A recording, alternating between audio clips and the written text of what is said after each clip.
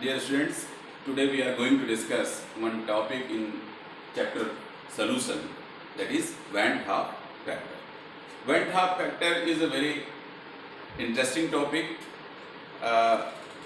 बहुत सारे बच्चे ये कंप्लेन करते हैं सर समझ में नहीं आया, बहुत डिफ़िकल्ट है। और मेरे भी छात्र जो है 12वीं के बच्चे जो है वो कंप्लेन कर रहे थे कि सर ये टॉपिक कैसे समझ में आएगा। तो ये वीडियो उन्हीं के लिए बना रहा हूँ मैं। तो वांट हैव फैक्टर जो है क्या है, तो यह एक करेक्शन टर्म है। अब इस करेक्शन टर्म की जरूरत क्यों पड़ी? आई एक करेक्शन टर्म है। आई की वैल्यू क्या होगा? वैल्यू कैसे इसको कैलकुलेट करेंगे, means calculate, how to calculate this value. तो करेक्शन टर्म की जरूरत क्यों पड़ी, ये जानने के लिए आपको ये पता होना चाहिए कि कोलिगेटिव प्रॉपर्टी क्या होता है, जो वांट हैव फैक्टर के पहले का टॉपिक है। ये 4 कोलिगेटिव प्रॉपर्टी अभी बुक में दिए हुए हैं और मुझे ये लगता है कि आपको ये पता होगा, तभी आप इस टॉपिक को आप समझ सकते हैं वांट हैव फैक्टर को। तो elevation in boiling point, depression in freezing point, osmotic pressure and relative lowering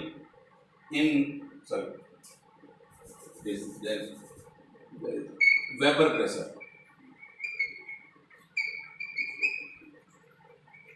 Relative lowering in vapor pressure. The formula for this elevation volume by delta T is equal to Kb into m, delta T is equal to Kf into m. What is this? M stand for molality, Kb is molar elevation constant, R is Boulescopic constant, delta Tb is the elevation in volume. If you know this, all this colligative property, what is colligative property? Property that depend on number of particles. The properties which depend on number of particles called colligative property. So this all relation hold good for non-electrolytic solution. Non-electrolytic solution क्या होता है आप जानते होंगे। non-electrolytic solution होता है जो ऐसे सॉल्यूट, ऐसे सब्सटेंस जो फर्दर डिसोसिएट ना हो। जैसे ग्लूकोज है, ग्लूकोज जो है वो डिसोसिएट नहीं होता है। अगर आप एक मॉलिक्यूल ग्लूकोज का लेंगे तो एक ही मॉलिक्यूल आपको वो सोल्यूशन में भी रहेगा, बाहर भी रहेगा। 10 मॉलिक्यूल लेंगे तो 10 मॉलिक्यूल रहेगा। और अगर आप इलेक्ट्रोलाइट लेते हैं, इलेक्ट्रोलाइट बार बार नाम आ रहा है, व्हाट इज इलेक्ट्रोलाइट? तो इलेक्ट्रोलाइटिक सोल्यूशन लेंगे तो आपको ये करेक्शन टर्म लगाना पड़ेगा इन फार्मूलाज में। इन फार्मूले में आपको करेक्शन टर्म की जरूरत पड़ेगी। क्यों नहीं जरूरत पड़ेगी?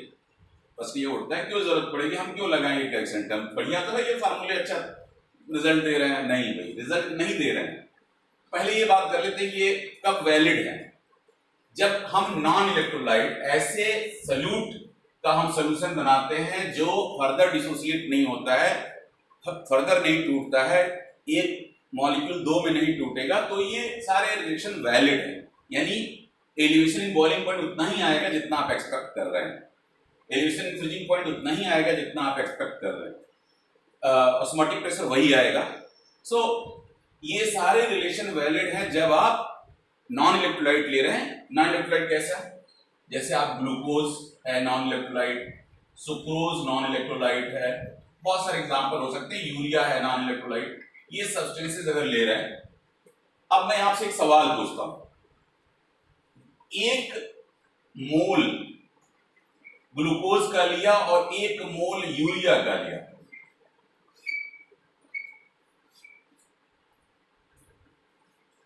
और 1 लीटर सोल्यूशन आपने लिया है। 1 litre aqueous solution of glucose and 1 litre aqueous solution of urea अगर आपको 2 कंटेनर में दिया है और आप ये मालूम करना चाहते हैं किसमें एलिवेशन इन बॉइलिंग पॉइंट ज्यादा हुआ है, तो आपको पता करना पड़ेगा, अनुमान लगाने के लिए, गेस करने के लिए कि नंबर ऑफ पार्टिकल किसमें ज्यादा है। एक मोल में ग्लूकोज के कितने मॉलिक्यूल होंगे? 6.022 इंटू 10 टू पावर 23।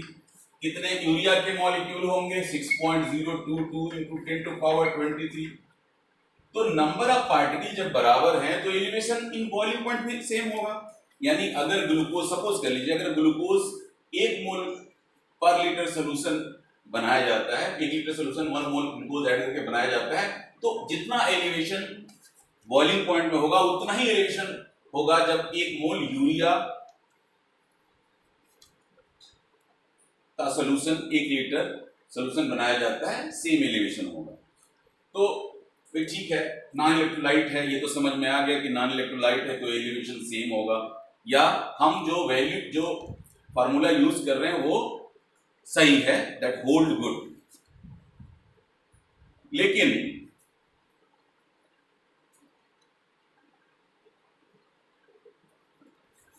अगर हम इलेक्ट्रोलाइट यूज कर रहे हैं, सपोज कर लीजिए कि इलेक्ट्रोलाइट हमने लिया NaCl, अब मैं इतना तो ये कंसीडर कर सकता हूं कि आप इलेक्ट्रोलाइट और नॉन इलेक्ट्रोलाइट के बारे में जानते होंगे। तो अगर हमने NaCl लिया है इलेक्ट्रोलाइट, तो इसमें कितने आयन मिल जाएंगे? अगर ये वाटर में डिसॉल्व करेंगे 1 मोल, तो 2 मोल आयन मिल जाएंगे। 1 मोल NaCl will give 1 mole NaCl will give 2 moles of ions, 1 mole of sodium ion and 1 mole of chloride ion। तो 1 मोलर सोल्यूशन अगर आपने NaCl का लिया है, 1 मोलर सोल्यूशन आपने ग्लूकोज का लिया है, अब आपसे ये प्रश्न पूछा जा सकता है, ग्लूकोज की जगह यूरिया दे देगा, suppose which one has higher boiling point, 1 molar NaCl solution or 1 molar glucose or urea solution। तो 1 मोल NaCl लिया है, इसमें 1 मोल सोडियम आयन के होंगे, 1 मोल क्लोराइड आयन का होगा, टोटल कितने मोल हुए? 2 मोल। नंबर ऑफ पार्टिकल हो गए टोटल 2 मोल, इसमें नंबर ऑफ पार्टिकल कितने हैं? 1 मोल। तो एलिवेशन किसमें ज्यादा होगा? ऑब्वियसली इसमें ज्यादा होगा। Elevation boiling point is a colligative property as I told earlier. अब कैसे कैलकुलेट करें? पहला चीज है ये करेक्शन टर्म है, कहां आएगा, कैसे लगाया जाएगा? अगर आप NaCl यूज करेंगे तो ये फार्मूले वैलिड नहीं रह जाएंगे, अब फार्मूला चेंज होकर के ऐसा हो जाएगा, वो मैं आपको बता रहा हूं।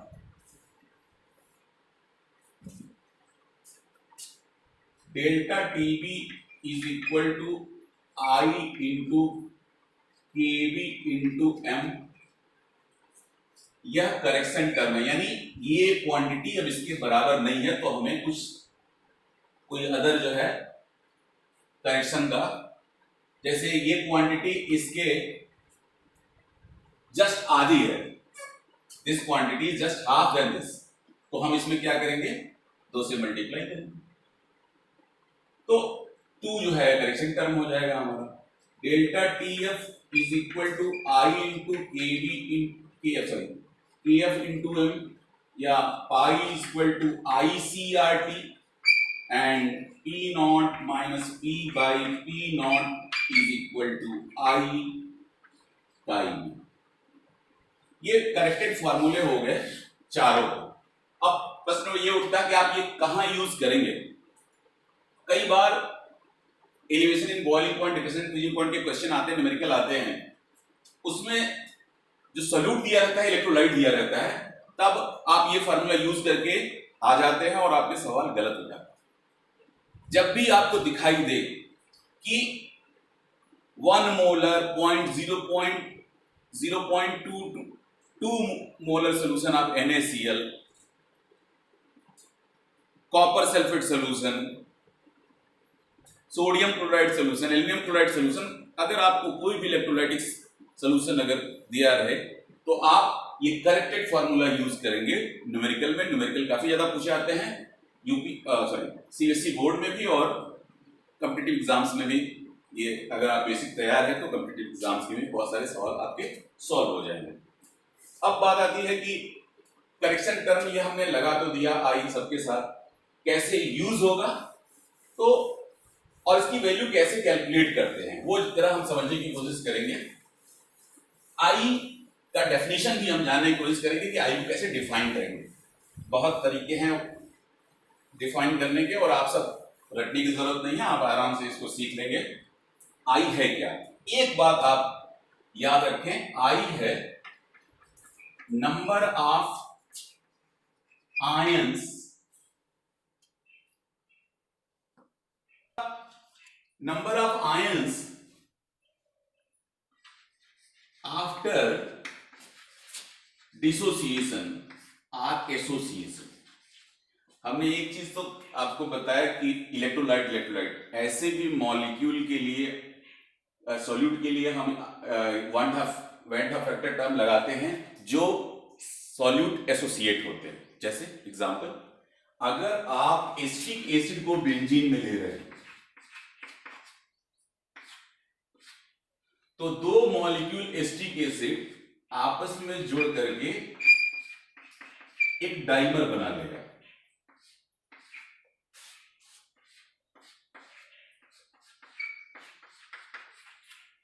दे bind with the hydrogen bonding. अब ये दो मॉलिक्यूल ना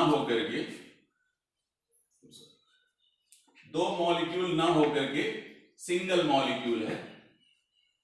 जैसे पॉलीमर होते हैं, बहुत सारे मॉलिक्यूल आपस में जुड़े होते हैं, ये डाइमर है। So this dimer is behaves like a single molecule. तो ऐसा नहीं है कि केवल डिसोसिएशन ही होता है, एसोसिएशन भी होता है। यहां दो मॉलिक्यूल जुड़ करके सिंगल मॉलिक्यूल बन गए, एसोसिएट हो गए। ऐसा होता है जब आप एसिटिक एसिड को बेंजीन में डिसॉल्व करते हैं। तो मैंने कहा था ये फार्मूला आपको याद रखना है, number of ions after dissociation और association and number ion not ions particles, correct कर लीजिए इसको, particles, number of particles before dissociation और एसोसिएशन। तो number of particle after dissociation और एसोसिएशन, कुछ हम एग्जांपल लेके डिस्कस करते हैं कि एक बार बार एक नंबर में सवाल पूछे जाते हैं या ऑब्जेक्टिव्स के पूछे जा सकते हैं, या ये पूछा जा सकता है आपके वैल्यू बेस्ड, अब तो खैर वैल्यू बेस्ड क्वेश्चन अपने नहीं आ रहा है, लेकिन एसएसएल रीजनिंग में पूछे जा सकते हैं। कैसे पूछ दिया जाए कि KCl के लिए आई की वैल्यू सच है, 2 है, 3 है, तो वो सही है या गलत है जब आप जानते होंगे तभी तो आप इसको कर पाएंगे। तो number of particle after dissociation और एसोसिएशन, ये फार्मूला, ये बेसिक फार्मूला है, ये आपको जानना ही होगा। इस फार्मूले को बहुत सिंपल भी है, number of ion after dissociation association. मैंने तो यही कहा था कि भाई डिसोसिएशन या एसोसिएशन होगा तभी आपको करेक्शन टर्म लगाना है सारे कोलिगेटिव प्रॉपर्टी वाले फार्मूले में, और number of particle before dissociation और एसोसिएशन। चलिए एक बात हम कह रहे हैं, KCl सॉल्यूशन, आपने एक्वस सॉल्यूशन लिया है KCl का, इसके लिए आई की वैल्यू क्या होगी? KCl अगर वाटर में डिसॉल्व करेंगे तो ये डिसोसिएट होगा दो आयंस में, K+ आयंस है, Cl आयन, Cl- आयन। आई की वैल्यू क्या होगी? एक आयन, दो आयन, यानी पार्टिकल अगर काउंट करें तो एक पार्टिकल और दो particle. After dissociation there is a 2 particle, before dissociation there is a single unit, so the value of I is 2 for KCl। लेकिन एक शर्त है कि KCl कंप्लीटली डिसोसिएट होता है अपने आयंस में, जो कि होता है, स्ट्रॉन्ग इलेक्ट्रोलाइट है। KCl कंप्लीटली डिसोसिएट होता है अपने आयंस में, तो एक KCl, अब मान लीजिए 100 KCl अगर हमने लिया तो 100 ये बनेगा, 100 ये, 200 डिवाइडेड बाई 100 दैट इज 2। अच्छा, NaCl अगर आप लें, NaCl का सॉल्यूशन अगर आपने लिया है तो ये दो आयन में डिवाइड होगा, Na+Cl-। ये है कंप्लीट डिसोसिएशन जब हो रहा है तब।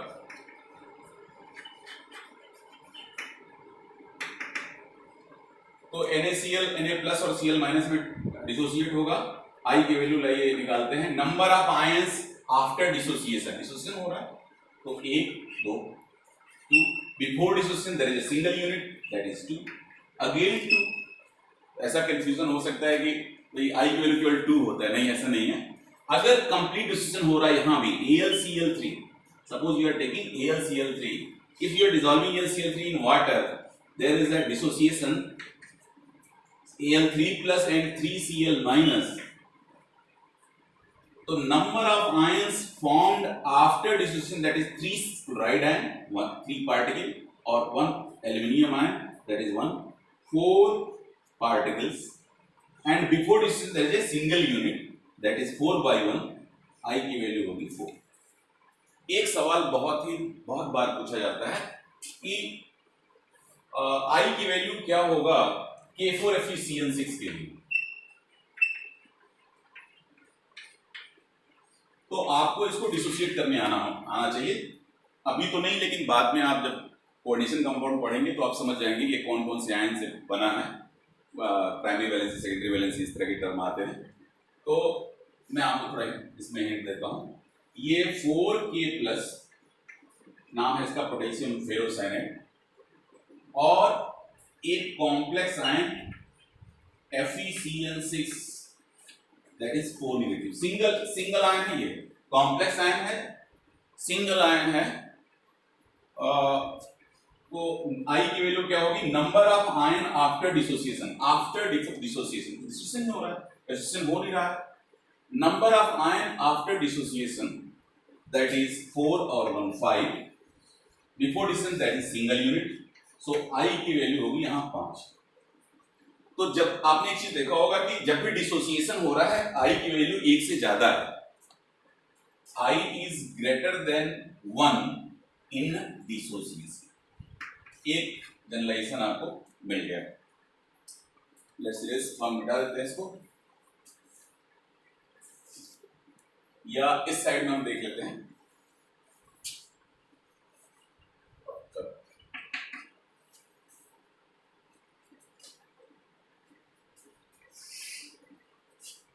अच्छा, सपोज करिए कंप्लीट डिसोसिएशन नहीं हो रहा है तो क्या होगा, इनकम्प्लीट डिसोसिएशन अगर हो रहा है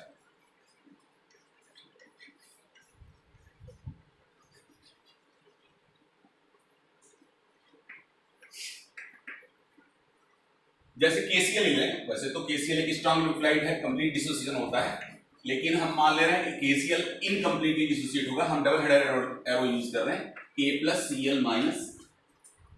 सपोज 1 मोल लिया, अभी डिसोसिएशन स्टार्ट नहीं हुआ, अभी हमने पानी में नहीं डिसॉल्व किया है, नहीं घोला है, तो 0 मोल इसकी और 0 मोल इसकी। अगर पार्शियल डिसोसिएशन हो रहा है तो एक पूरा का पूरा तो डिसोसिएट हो नहीं जाएगा, इसमें से अल्फा पार्ट डिसोसिएट हो रहा है, तो ये बनेगा अल्फा, ये बनेगा अल्फा। तो number of moles after dissociation ये हो जाएगा 1 माइनस अल्फा, इसको भी तो ऐड करेंगे।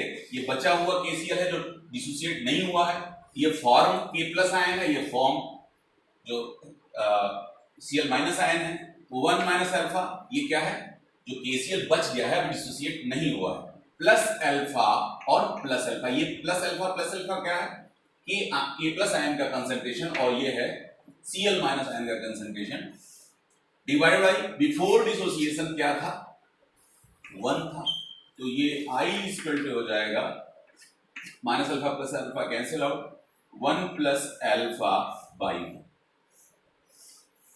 अब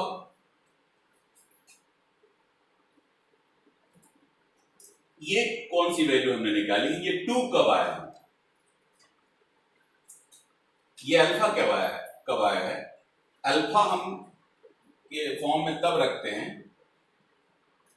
जब जो है कंप्लीटली डिसोसिएशन नहीं हो रहा है। कंप्लीट डिसोसिएशन होगा तो अल्फा की वैल्यू 1 होगा, यहां 1 रख लीजिए, 1 + 1 दैट इज 2, यहां पे होगा divide by 1 that is 2/1 that is 2।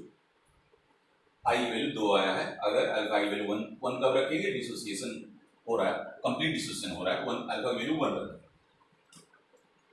अच्छा, कंप्लीट डिसोसिएशन हो रहा है क्या मतलब है, अगर 100 मोल KCl या 100 ग्राम KCl लिया तो कितना K+ आयन बना, वो 100 ग्राम K+ आयन में टूट गया और 100 ग्राम Cl- में टूट गया।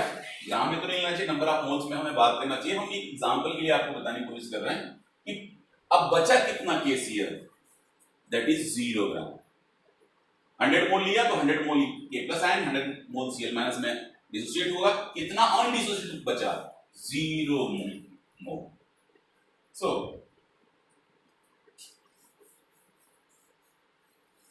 अच्छा, अगर आप सपोज करें कि K4FeCN6 कंप्लीटली डिसोसिएट नहीं हो रहा है तो तब I की वैल्यू कैसे निकालेंगे इसके लिए? K4FeCN6 ये पार्शियली डिसोसिएट होगा। यहां थोड़ा इधर लिखते हैं, इधर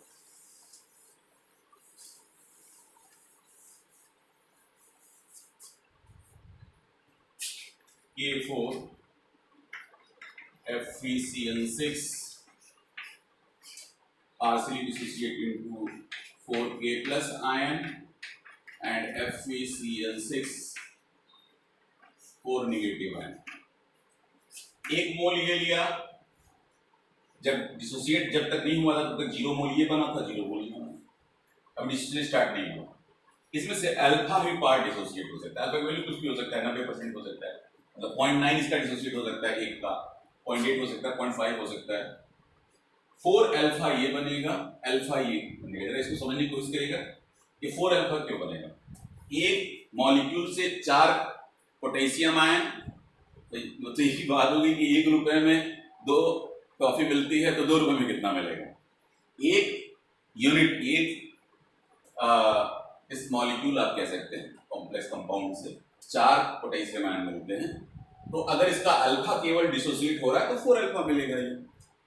तो आई की value number of ion after dissociation, तो ये हो गया 1 minus alpha plus 4 alpha plus alpha before dissociation, that is 1 unit 1 minus alpha plus alpha cancel out, ये हो गया 1 प्लस 4 अल्फा बाई 1। आई की वैल्यू हो गई 1 प्लस 4 अल्फा।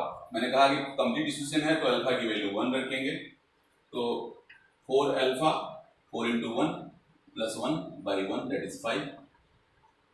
तो जब अगर कंप्लीट डिसोसिएशन है तो आई की वैल्यू आप 1 से ज्यादा होगा, और एक्चुअल वैल्यू आप जितने आयन बनाएंगे उस आधार पर आप लिख सकते हैं। और अगर इनकम्प्लीट डिसोसिएशन है, एक जनरल फार्मूला भी होता है, वो भी हम आपको बता रहे हैं, न्यूमेरिकल नेक्स्ट वीडियो में डिस्कस करेंगे हम आपसे। क्योंकि इस समय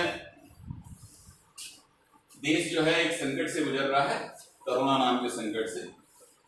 तो घर बैठे बैठे आप भी जो है केमिस्ट्री की थोड़ी पढ़ाई कर लीजिए। और हमारे बच्चे ये कह रहे थे कि काफ़ी डिफिकल्ट है ये टॉपिक, थोड़ा हमने डिस्कस करने की कोशिश की है।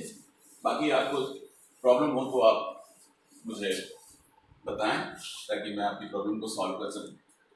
तो एक छोटा सा पार्ट और लेके इसको खत्म करते हैं।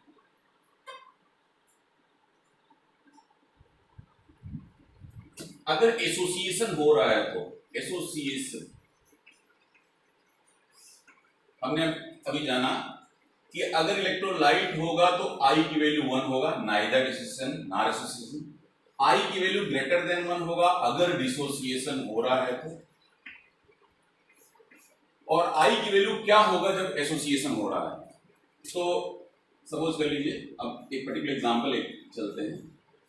ऐसा पाया गया है कि 2 molecule acetic acid benzene solution में अगर डिसॉल्व करेंगे तो ये आपस में जुड़ जाते हैं और डाइमर बनाते हैं। 1 मोल इसका लिया, अभी एसोसिएट नहीं हुआ है तो 0 मोल इसका होगा। अब इसमें से अल्फा ही एसोसिएट हुआ, कंप्लीट एसोसिएशन नहीं है। मान लीजिए जितना लिया सारा एसोसिएट हो गया,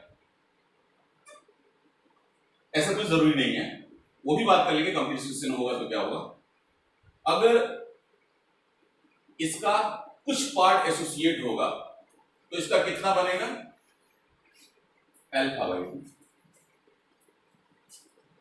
2 मॉलिक्यूल से 1 मॉलिक्यूल, तो 1 मॉलिक्यूल से आधा बनेगा। अल्फा टूट रहा है तो अल्फा बाई 2 बनेगा। तो आई की वैल्यू हो जाएगा 1 minus alpha plus alpha by 2 divide by 1। यहां अल्फा क्या है? डिग्री ऑफ डिसोसिएशन, यानी ये जो इलेक्ट्रोलाइट या जो भी सब्सटेंस ले रहे हैं, जो गुण वो एसोसिएट होने जा रहा है, वो इतना पार्ट, एक मोल का कितना पार्ट एसोसिएट हो रहा है, उसे हम डिग्री ऑफ एसोसिएशन और डिसोसिएशन कह रहे हैं।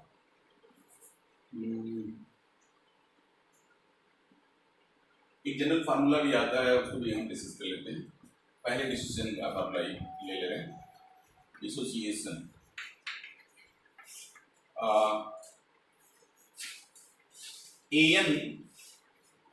एन मॉलिक्यूल ए में टूट रहा है, ये इलेक्ट्रोलाइट है सपोज करिए, तो एक मोल इसका 0 मोल अगर डिसोसिएशन नहीं हुआ है तो इसका अल्फा मोल टूटा, इसका एन अल्फा मोल बना, तो आई की वैल्यू होगी 1 minus alpha plus n alpha divided by 1, और ये हो जाएगा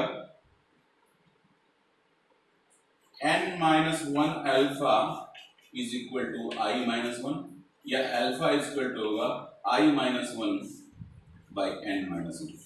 ये n क्या है? Number of particle of electrolytic substance, of the electrolytic substance.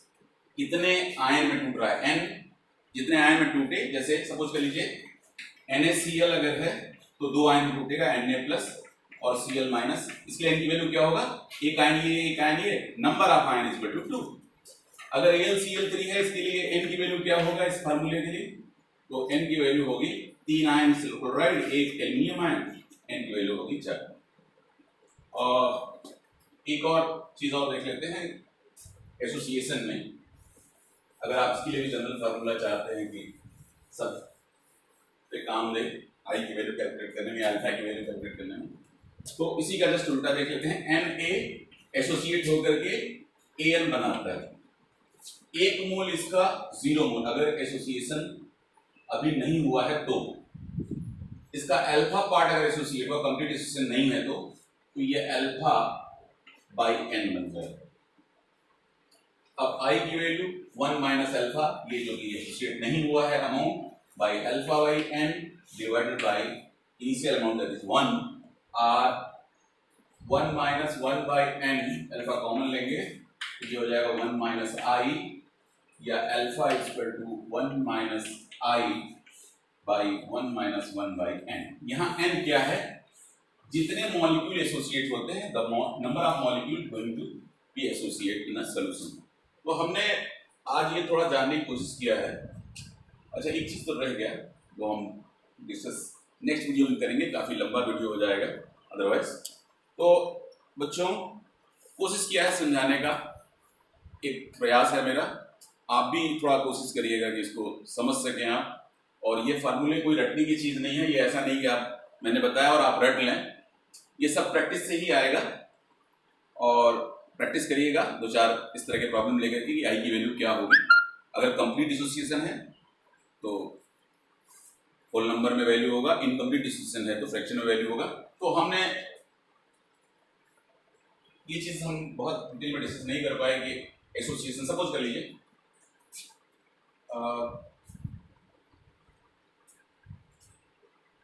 Acetic acid का एग्जांपल ले लेते हैं।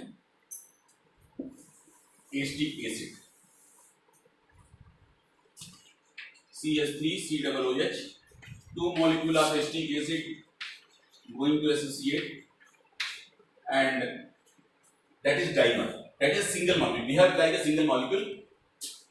आप कहोगे कि एसिटिक एसिड क्या वाटर में डाइमर बना लेता है? नहीं, वाटर में ये डिसोसिएट होता है एस्टेट आयन और H+ आयन में। मैं बेंजीन में कह रहा हूं, जब एसिटिक एसिड को बेंजीन में ऐड करेंगे, as solute acetic acid benzene में ऐड होगा तो डाइमर बनेगा। अब कंप्लीट अगर हो रहा है तो इसका 2 मॉलिक्यूल, इसका सिंगल मॉलिक्यूल बन रहा है, तो आई की वैल्यू क्या होगा? अगर कंप्लीट एसोसिएशन हो रहा है तो number of molecule, number of particle after association और dissociation 1, number of particle before dissociation 2, तो आई की वैल्यू हो गई हाफ। तो अब बहुत ज्यादा डिस्कशन तो नहीं हुआ है एसोसिएशन का, लेकिन आप इस चीज को जनरलाइजेशन मान लें कि लेस देन 1 होती है अगर एसोसिएशन हो रहा है, ये 3 जनरलाइजेशन नोट कर लीजिएगा और बताइएगा कमेंट करके कि क्या क्या और बताया जाना चाहिए इस चैप्टर में। Thank you.